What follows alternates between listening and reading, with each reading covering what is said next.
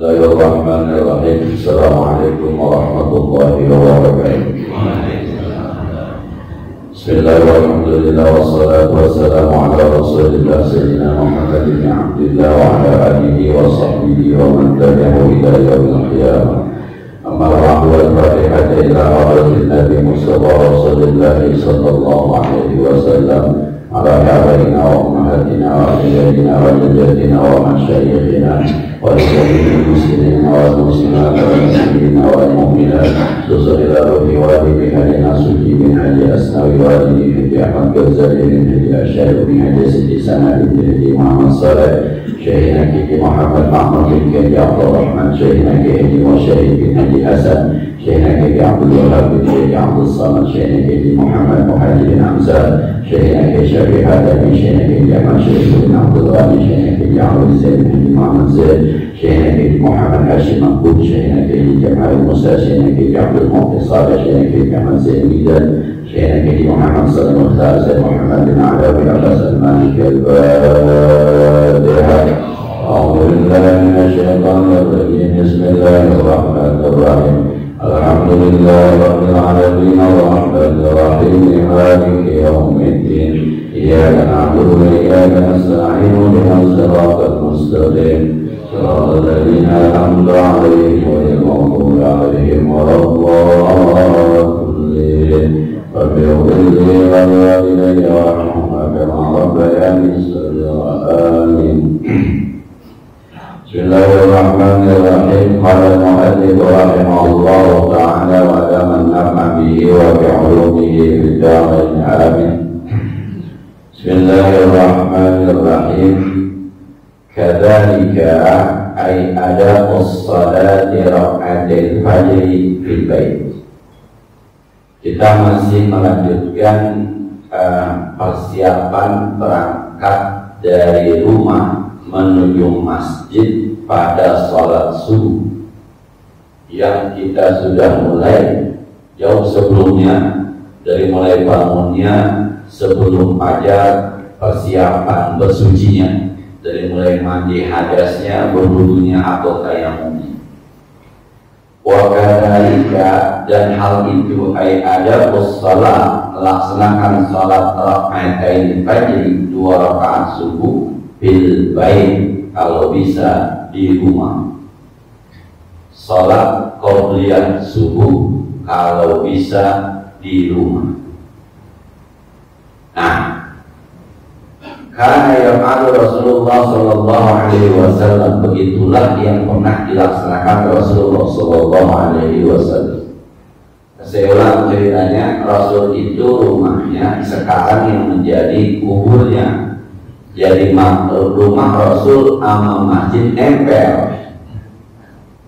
Jadi ini tembok masjid, ya tembok Nabi. Jadi Nabi sholat di rumah 2 rakaat, buka pintu langsung masjid. Yang rumahnya begitu, sunnahnya sholat qobliyahnya di rumah. Kalau saya sampai sini buka. Nah, jawab. Ini yang bisa ya, ini. Yusannu, disunnahkan ayat sholat memisahkan baina sunnatil fajri wal fardhah, antara sunnah sholat subuh dan sholat subuh, bil ittija', dengan berbaring ala syattihil aiman awil aisar, di lambung yang kiri atau lambung yang kanan. Emang ribet ini amalinnya, makanya kita nggak naik-naik ya. Tadi habis sholat qobliyah subuh, bapak-bapak, ibu-ibu, sunnahnya berbaring miring. Nah, ini nih lambung kita sebelah kanan, jadi seakan-akan seperti posisi di kuburan. Kepala kita, jadi kepalanya di sini, ada di sini, miring, seakan-akan kita sudah ada di kuburan. Nah, jangan lama-lama, pulas. Terlalu lama kagak tahu. Nah, itu antara sholat sunnah dengan sholat wajib ada miring kita, seakan-akan sudah ada di kuburan. Wal yumna afdal, miring ke kanan lebih utama, walau fil masjid, sekalipun di masjid. Yang di rumah bisa lebih enak nih, karena kurang rasa beban kalau di rumah. Kalau di masjid kalau kita kompak ya enak juga, tapi kayaknya nggak bisa kompak ini, nggak bisa. Nah, nggak lagi Ustaz, kalau ada yang rebah kata orang ya dirubah begitu, dari belakang. Walau akhara 'ala al-fardhah, sekalipun dia mundurkan setelah sholat wajib. Nih, tadi sebelumnya lupa, akhirnya dilaksanakan habis sholat subuh berbalik. Wa hikmatu dzalika wa kama qalahu Wanani, wa hikmatu dzalika, hikmahnya tadzakkuru daj'atal qabri awalan nahar, mengingat kita rebahan nanti di kubur di siang hari. Ini belum masuk siang, kita udah ingat bahwa suatu saat kita akan meninggal dunia. Jadi kita kerjaannya itu ingat sama mati. Yang dagang ingat sama mati, jangan bohong, jangan ngulangin timbangan. Yang kerja ingat sama mati, jangan korupsi waktu. Yang ngajar ingat sama mati, jangan bohong-bohongin murid. Nah, jadi Imam Ghazali mengajarkan dari mulai awal hidup kita udah ingat sama mati, supaya kita kerjaannya setelah sholat subuh kita kerja ada khawatir terhadap kematian, khawatir terhadap dosa, dan tetap pada kebenaran. Nah, dia kuna ba'itan lahu, supaya ini mendorong baginya ada amalil akhirah, untuk senantiasa beramal-amal akhirah. Li'izhar al-ajli fi awalin nahar, atau untuk menampakkan kelemahan kita di siang hari. Di awal siang, lepas kita seakan-akan kita bilang, ya Allah, la haula wala quwwata illa bik, tidak ada daya dan upaya kecuali dengan pertolongan ya. Wa yaqulu fi halil ittija'i, dan dia membaca ketika rebahan itu, Allahumma Rabba Jibril wa Mikail wa Israfil wa Israil wa Rabba Muhammadin sallallahu alaihi wasallam ajirni minan nar. Dibaca 3 kali. Ketika rebahan itu bilang, Allahumma ya Allah Rabba Jibril, Tuhannya malaikat Jibril, wa Mikail, Tuhannya malaikat Mikail, wa Israfil, Tuhannya malaikat Israfil, wa Israel, Tuhannya malaikat Israel, wa Muhammadin sallallahu alaihi wasallam, dan Tuhannya Nabi Muhammad sallallahu alaihi wasallam, ajirni minan nar, ajirni minan nar, ajirni minan nar. Hindari saya dari neraka ya Allah, hindari saya dari neraka ya Allah, hindari saya dari neraka ya Allah. Waktu berubah, habis begitu bangun dah, jangan diterusin. Nah, biar ingat mati. Jadi nanti siang kerjanya selalu teringat, saya kalau bikin dosa nih kalau mati, kalau bikin salah kalau mati, ya Allah kalau sembahyang kalau mati. Nah, kalau yang salat subuhnya jamaah jauh kalau tinggal ya biasanya gitu biasanya. Yang subuhnya aja yang ngantuk-ngantuk masih jamaah jauh kali tinggal. Biasanya gitu, yang subuhnya kesiangan sama doa gampang tinggal. Dah. Summa tawajjaha ilal masjid, kemudian dia jalan menuju masjid. Habis berbalik di rumah, ini settingannya di rumah, di masjid juga nggak apa-apa. Yang rebahan di rumah, habis rebahan baca doa Allahumma Rabba Jibril wa Mikail wa Israfil wa Israil wa Muhammadin sallallahu alaihi wasallam ajirni minan nar, berangkat masjid. Liqauli sallallahu alaihi wasallam, karena Nabi bersabda, kalau Allah Ta'ala, Allah berfirman di ba'dil kutubi, di sebagian kitab-kitabnya, ini hadis kursi, inna buyuti, kata Allah, sesungguhnya rumah-rumahku fi ardi, di bumi aku, al-masajid, adalah masjid-masjid. Maka masjid disebut dengan Baitullah, rumahnya Allah. Wa inna zuwari biha amaluha, kata Allah, dan orang-orang yang datang ke rumahku adalah orang-orang yang memakmurkan, menghidupkan, meramaikan rumah. Fatuba, maka beruntunglah li'amdin tatahhara fi baitihi, bagi seorang hamba yang bersuci di rumahnya. Summa zarani, kemudian berkunjung kepadaku fi baiti, di rumahku. Duduknya di rumah, jalan menuju Baitullah, ke rumah Allah. Allah Maha Suci, rumahnya tempat yang suci, kita datang dalam keadaan suci. Maka kata Allah, tuba, beruntunglah orang-orang yang bersuci di rumahnya, lalu datang ke tempatku yang suci, menjadi tamuku yang zat maha suci. 3 kesucian ketemu di masjid. Maka kata Allah, fahaqqun adal muzawwir ayyukrima zahirahu, maka dapat dipastikan, kata Allah, seorang tuan rumah muzawwir yang diziarahi menghormati orang yang datang ke rumahnya. Nah, maka kalau pakai hadis ini, wudunya di rumah, kecuali sampai di masjid batal ya. Wudu di rumah, kayak udah wudu, udah mandi, kalau saya harus tayamum juga, sholat sunnah qobliyahnya di rumah, udah bahan berangkat ke masjid. Kata Allah Subhanahu wa ta'ala, itu hambaku yang suci datang ke rumahku, tempat yang suci, menghadap aku, tuan rumahnya zat yang maha suci. Fahaqqun, maka menjadi kewajiban sang tuan rumah menghormati tamunya.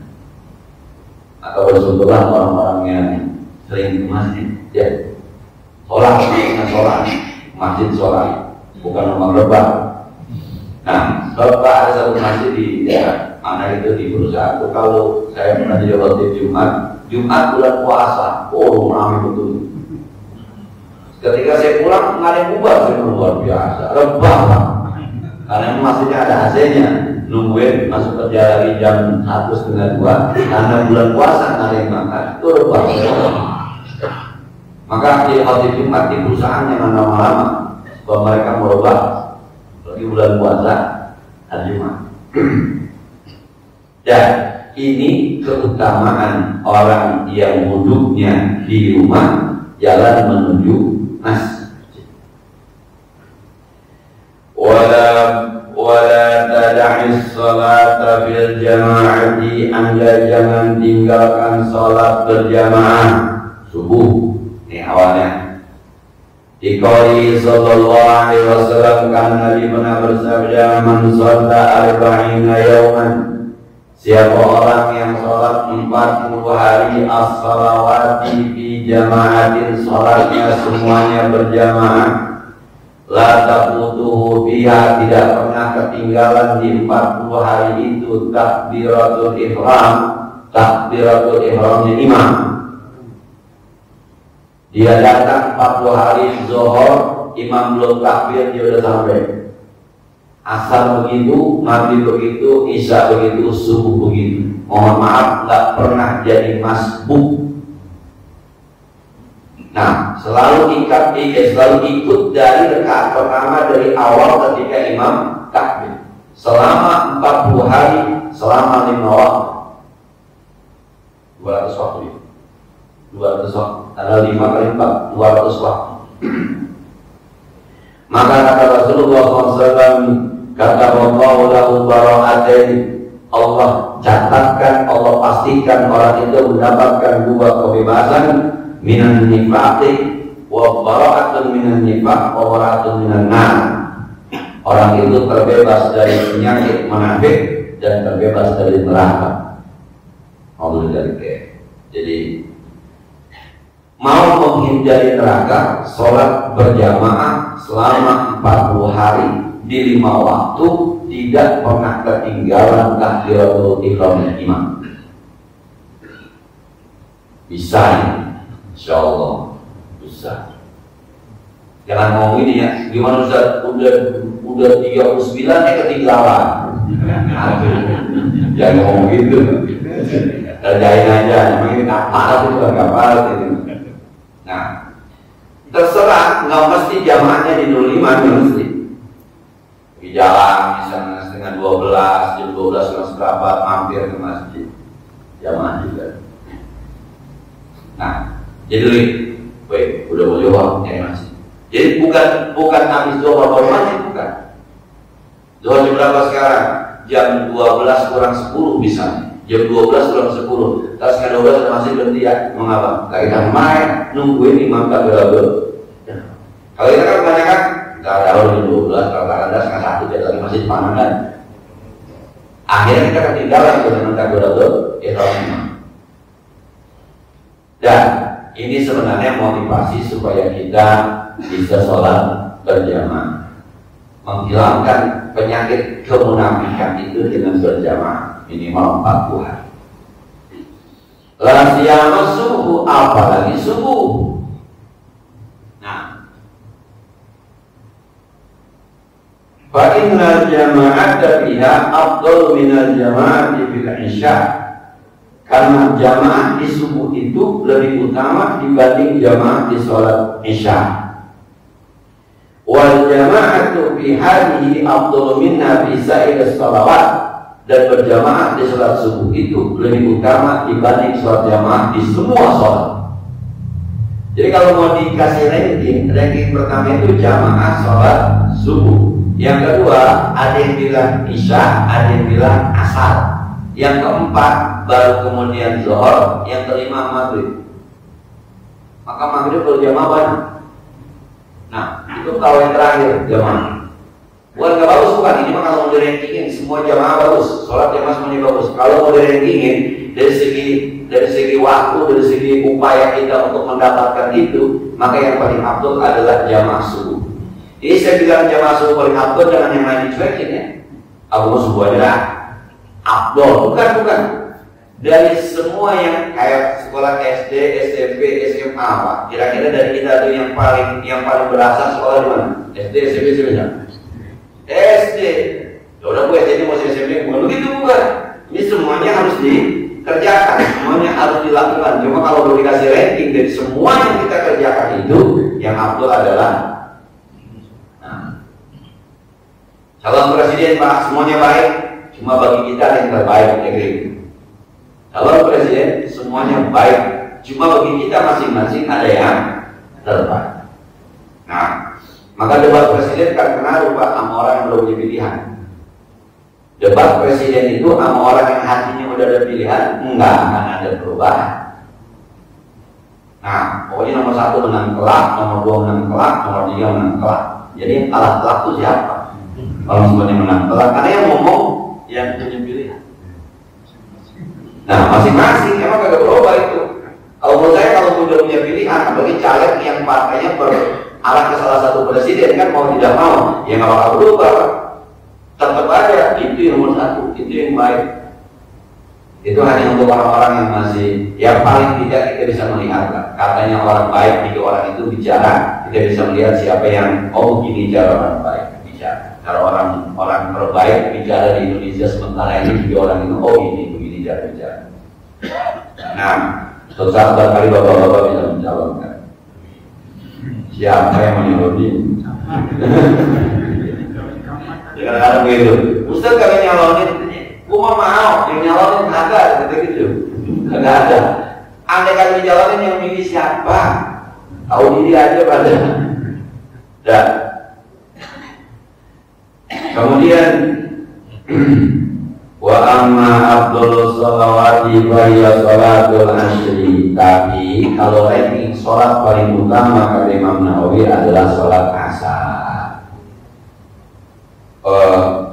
Quran mengatakan jaga hafidhu ala sholawati wa sholatil wusta wa qumu lillahi qanitin. Jagalah sholat-sholat, terutama sholat yang tenang. Yang tenang itu tafsirannya adalah asar. Adil dalam subuh. Tapi namanya mengatakan bahwa sholat yang paling utama itu asar. Ini kalau tebak-tebakan asar paling dikit kerjaan di sini. Asar sama. Oh biasa. Iya, Asal mencoba ya. Di tempat saya memang kalau itu asal lebih. Karena yang lain masih pada kerja, yang sekolah masih pada sekolah. Tapi ketika besok liburan sama aja sih sepi-sepi juga. Nah, sama kalau main Jumat Pak, saya gue mau bisa main Jumat karena siang-siang pagi-pagi gue kerja. Nggak 12 baru bel. Besok Jumat tanggal merah Pak, kita liatin jam berapa di sana. Sama. Jadi sebenarnya bukan soal kerja atau tidak kerja, emang kita malas sebenarnya. Dah. Asal.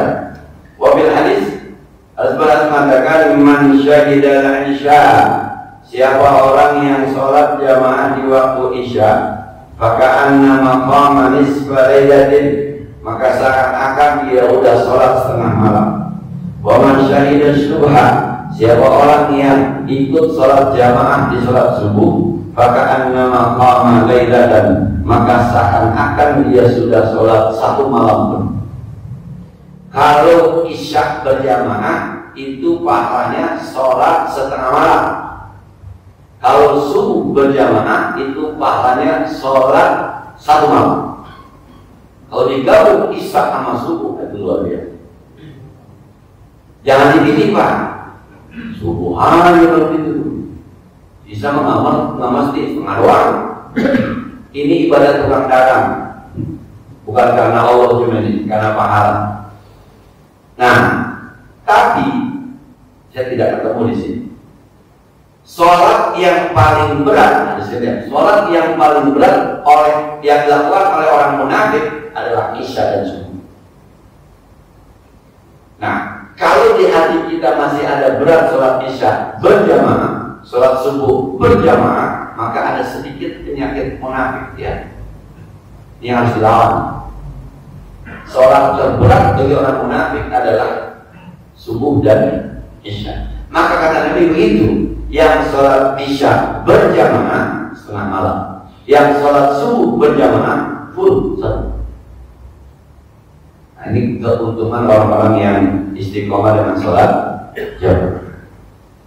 Nah, berjamaah ya, kita udah ya kalau teman-teman begini maksud saya barangkali ini hanya sekedar tambahan informasi saja, tapi bukan karena ini memang udah nikmat sholat berjamaah. Maka kata Imam Ghazali, jangan tinggalkan jamaah.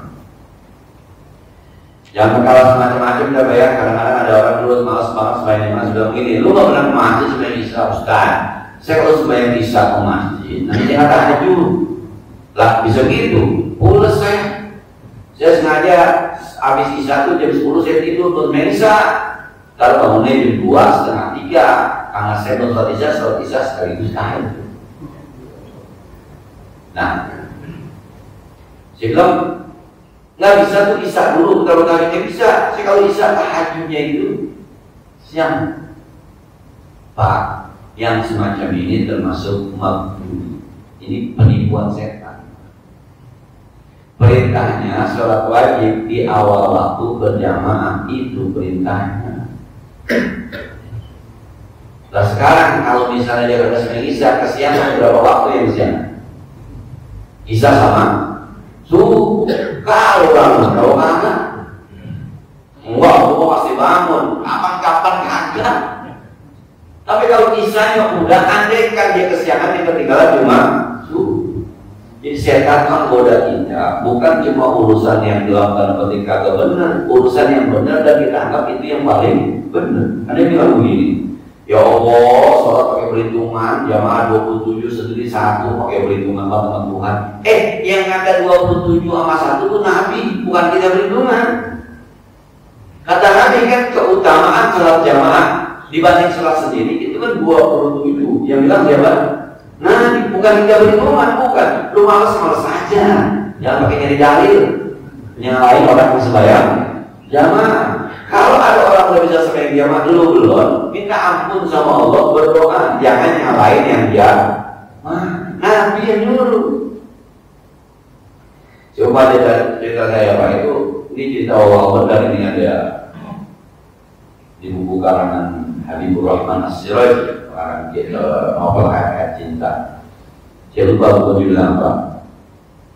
Itu Muawiyah bin Abi Sufyan pernah dibangunin sholat subuh sama iblis. Iblis berupa manusia bangunin. Kata Muawiyah bin Sufyan, lu siapa? Masuk kamar gua. Khalifah. Bilang, saya Iblis. Siang ya Tuhan, sembahyang subuh kesiangan. Maka saya bangunin. Kata Muawiyah, gua gak percaya Iblis bangunin sembahyang subuh kalau urusannya bener mah. Enggak, ini mah bohong gitu. Udah siang Tuhan. Tuhan belum sembahyang subuh tuh, orang agak Tuhan dengar saya bangunin. Iblis bangunin. Akhirnya ditanya-tanya kata Iblis, Tuhan, kalau Tuhan sholat subuh kesiangan, pasti Tuhan nanti tobat, istighfar, nangis, minta ampun sama Allah. Maka nilai nangis Tuhan lebih hebat dibanding sholat subuh berjamaah. Makanya saya bangunin supaya ada dapat yang lebih besar, yang kecil aja katanya. Itu godanya begitu. Yahsabuna annahum muhtadun, seakan-akan dia merasa dapat petunjuk padahal sedang digelincirkan iblis. Sholat isya mah sunatnya awal waktu berjamaah. Nggak ada cerita sholat isya itu jam 2:30 sambil tahajud, nggak ada. Tahajud terpisah dengan sholat isya. Dan ikuti saja aturan yang ada, undang-undang yang ada gitu ya, undang-undang yang ada. Soal sholat tahajudnya, ayolah kita berusaha. Yang udah biasa sama tahajud tidur jam berapa juga bangun, udah bangun. Mohon maaf ya, umur yang 50 sono tuh, kalau emang udah biasa tahajud kalau pakai alarm, melek aja. Dan dia bisa clock gitu, subuhnya jam 5 kurang seperempat, ya jam 3:30 bangun. Subuhnya jam 4 lewat 2:30 bangun aja. Itu bisa clock gitu. Ini cerita orang-orang yang sudah bingung juga susah sekarang bangun aja. Nah, karena ada bapak-bapak yang begitu ya, aku udah begitu semua. Apa semuanya begitu? Nah, saya masih dibantu sama alarm. Saya pribadi itu masih dibantu sama alarm. Sebenarnya bukan dibantu sih, kita kadang-kadang ngandelin alarm udah bangun sebenarnya mah. Cuma karena alarmnya mohon maaf misalnya 2:30 atau jam 3, 2:30 kita baru bangun sebenarnya mah. Cuma karena alarmnya belum bunyi, merem lagi. Terus saya gitu Pak. Nah, jadi pas alarm bunyi baru bangun. Akhirnya kita, padahal kalau tadi sudah bangun beres itu. Cuma bahasa kita alarm belum bunyi gitu. Nah, itu saya masih begitu Pak. Tuh gak bagus. Kalau bawa-bawa alhamdulillah. Alarm bunyi dimatiin, tidur lagi. Masih malam. Nah, kemudian summa 'allala al-musannifu nahiyatal jamaah di qawlihi, kemudian membuat alasan musannif melarang meninggalkan jamaah dengan perkataannya, kata Imam Ghazali, wasolatul jama'ati tabdulu ala solatil fadhi difa'in wa dhalin muhajjamatin ay munfaridi bisab'in 'ashrina darajatan ay solatan kama fil hadis. Kata Imam Ghazali, sholat jamaah lebih utama terhadap sholat sendiri 27 kali bandingannya sebagaimana di dalam hadis dijelaskan. Sayang sholat sekali pahalanya sama dengan 27. Maka terakhir kata Imam Ghazali, "Wa-in kunta tatasahan", kalau kau anggap ini enteng, ai tatasamahu, biasa-biasa saja, 1 sama dengan 27. Bapak punya duit 1 juta ditukarin sama 27 juta.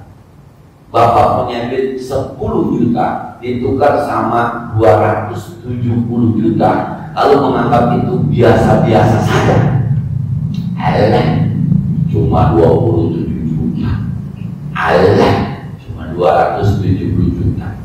Bapak punya duit 1 miliar ditukar dengan 27 miliar. Dikit itu.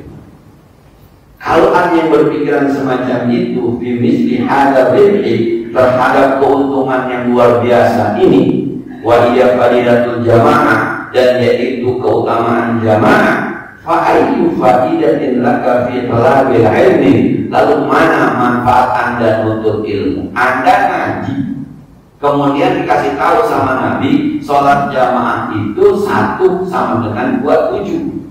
Kalau kita duit ente 1 juta, kalau ente jamaah diganti 27 juta. Kalau kita ganti menit 1 miliar, semeng jamaah diganti sama 27 miliar. Terus ente bilang begini, dikit itu mah, apa penting perhitungan amat sih ibadah. Kata Imam Ghazali, itu ente ngaji manfaatnya di mana itu? Yang kayak gitu dianggap biasa-biasa aja.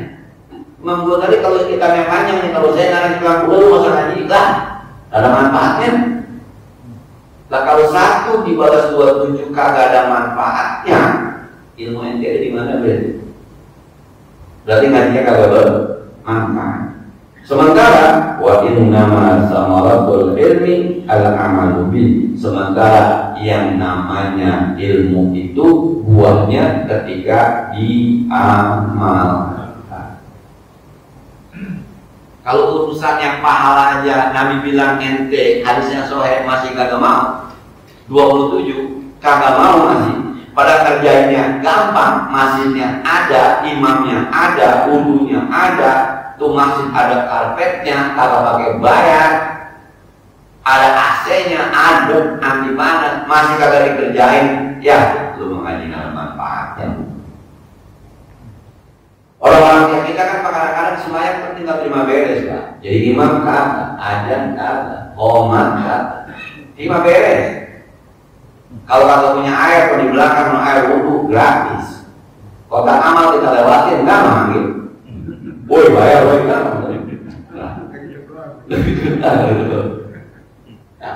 Tinggal takbir doang sih, tangan dikasih sama Allah, ngangkat bisa, baris bisa. Iya.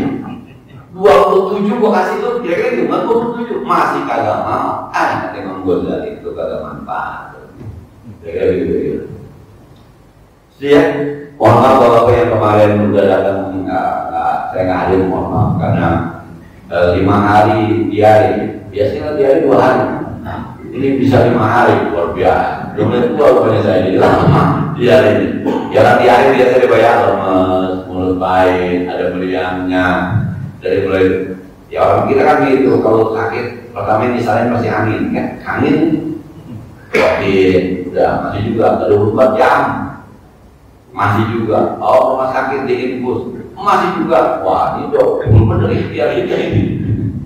Alhamdulillah sehat juga deh. Jadi sebenarnya itu udah alhamdulillah satunya, cuma saya masih takut angin malam aja tuh. Jadi pemulihan itu udah mohon maaf yang datang dari jauh kemudian sudah hadir, semoga tetap ada pahala dari Allah Subhanahu wa Ta'ala. Bagaimana biasa yang ada pertanyaan tenangnya atau yang tidak?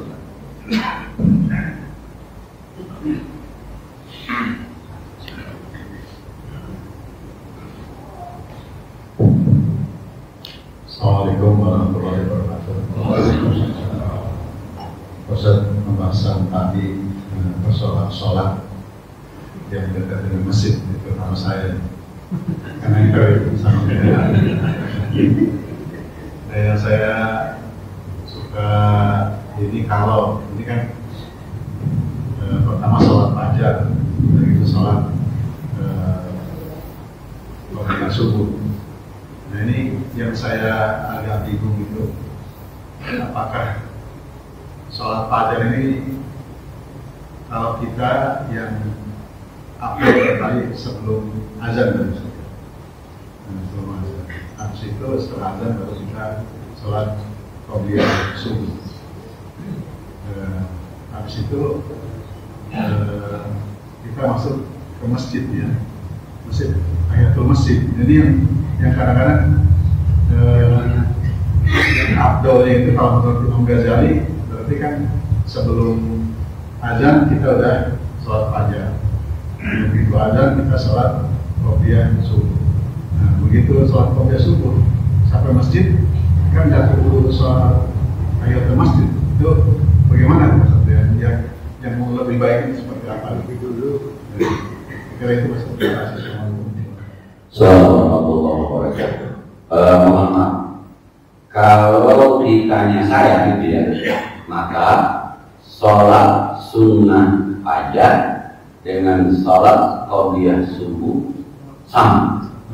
Jadi tidak ada sholat fajar sebelum azan. Yang ada sholat fajar setelah azan yang kita kenal dengan qabliyah subuh. Sholat sunnah fajar dan qabliyah subuh jadi juga sama.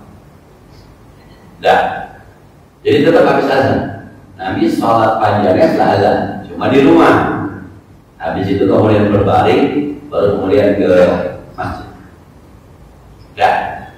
Kemudian sholat tahiyatul masjid adalah sholat apa saja, sholat sunnah apa saja yang kita laksanakan ketika kita baru masuk ke masjid, dinamakan tahiyatul masjid, sekalipun itu namanya qobliyah. Jadi tahiyatul masjid itu tidak mesti usholi sunnah ke tahiyatul masjid, kecuali kita masuk tidak ada sholat apa-apa. Misal ada di acara maulid di masjid, habis isya kita udah sholat qobliyah udah ba'diyah, datang ke masjid sholat sunnah. Sholat sunnah apa tuh? Tahiyatul masjid. Intinya begini, tahiyatul masjid itu bapak ibu jangan datang ke masjid langsung duduk.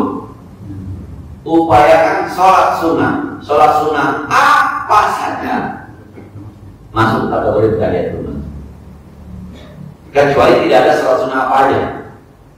Nah, jadi orang azan kayak subuh azan tidak datang, kemudian kita qobliyah subuh, maka qobliyah subuh kita masuk kategori tahiyatul masjid. Nah, itu namanya tahiyatul. Jadi sholat apa saja, termasuk Jumat misalnya. Ketika bapak Jumat datang pas banget orang azan, nah, masuk qobliyah Jumat, maka qobliyah Jumat termasuk di dalamnya tahiyatul masjid. Tahiyah artinya menghormati, masjid artinya masjid. Masjid itu dihormati, cara menghormatinya sholat dari masjid. Jangan sampai kagak sholat. Sholat apa? Apa saja di masjid kita sholat namanya tahiyatul masjid. Maka ada orang yang bilang makruh makan di masjid, makruh merokok di masjid. Guru kita kalau merokok di masjid, ya di masjid. Kalau merokok di masjid makruh, kenapa? Bukan tempatnya. Menghormati masjid itu bukan dengan cara merokok, bukan cara makan, tapi dengan cara sholat. Nah, ya, sholat.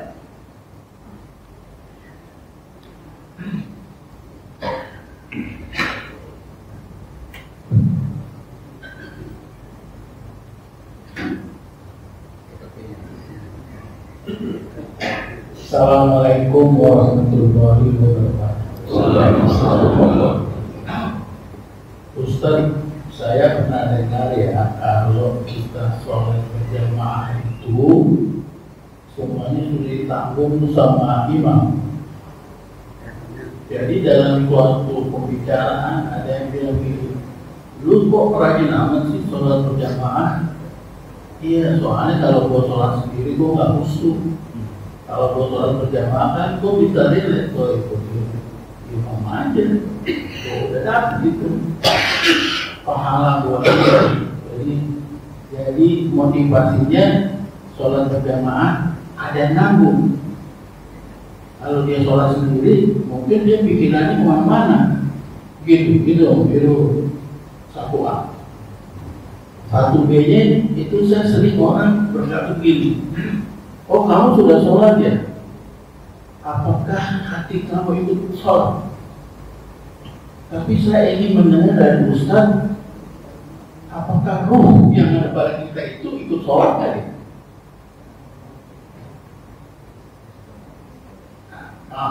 Kalau boleh disambung langsung, apakah ruh itu hanya berfungsi seperti kalau kita punya komputer atau katakanlah TV ya, kita punya banyak tombol, banyak remote, tapi kalau nggak ada listrik dia nggak hidup.